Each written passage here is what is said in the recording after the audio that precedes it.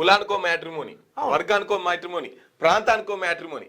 పెళ్లిళ్ళు ఇక చుట్టాలు వాళ్ళు వీళ్ళు ఇవ్వాల్సిన అవసరం లేదు. ఇక మంది చేస్తారు మ్యాట్రిమోని, ఇంత పైసలు ఎత్తే వాళ్ళే పెళ్లిళ్ళు చేస్తారు. ఎప్పుడైనా చేసుకోవచ్చు. 30 ఏళ్ళకు పిల్లలు దొరుకుతారు, 20 ఏళ్ళకు పిల్లలు దొరుకుతారు, 40 ఏళ్ళకు పిల్లలు దొరుకుతారు. ఏ ఏజ్ వాళ్ళకు సపరేట్ గా డివైడ్ చేసి కూడా దొరుకుతారు. 50 ఏళ్ళకు కూడా ఇలా పిల్లలు దొరుకుతారు. అదే ఇక 30 ఏళ్ళకు పిల్లలు, 40 ఏళ్ళకు పెళ్లిళ్ళు చేసుకున్న వాళ్ళకు పిల్లలు అయ్యే అవకాశం కొంచెం తక్కువ ఉంటది. పిల్లలయ్యే అవకాశం ముచ్చట పక్కన పెడితే, నువ్వు ఫస్ట్ ఈడ 40 ఏళ్ళు ఉన్నాడు పెళ్లి చేసుకున్నాడు 2-3 పోతే ఈయనకి 30 ఏళ్ళు పిల్లడ దొరకాలి. ఇక పైసలను బట్టి నడుస్తుంది. పిల్లలు లేట్ అవుతారు కదా.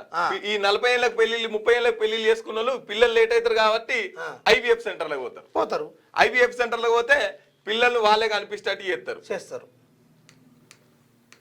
పిల్లల్ని వాళ్ళే డాక్టర్లే కనిపిస్తట్టు చేస్తారు.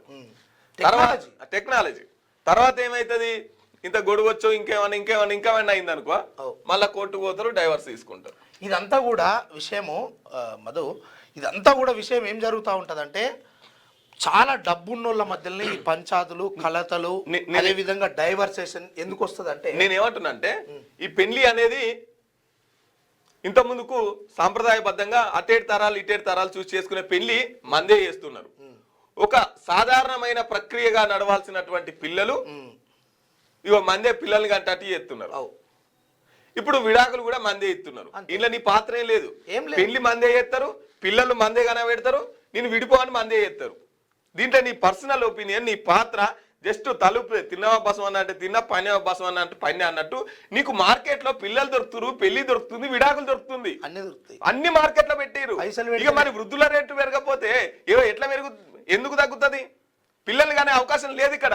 పిల్లలు పుట్టట్లేదు. ఫస్ట్ ఆఫ్ ఆల్ ఈ తిండి తినడం వల్ల పాపం ఒక్కటి చాలా కష్టపడుతున్నారు కానీ పిల్లలు పుట్టట్లేదు. వాస్తవమే. కాబట్టి వృద్ధుల రేట్లు ఖచ్చితంగా పెరుగుతుంది. ఇప్పుడు మొన్న సంక్రాంతి సందర్భంగా బ్యానర్ వేసిరు. అందరు పెళ్లి కాని పోరగాలే, అందరు బ్యానర్ వేసి సంక్రాంతికి పిల్లలు వస్తారు కదా ఊరికి, ఇక వీళ్ళ పేర్లు, వీళ్ళ చదువు,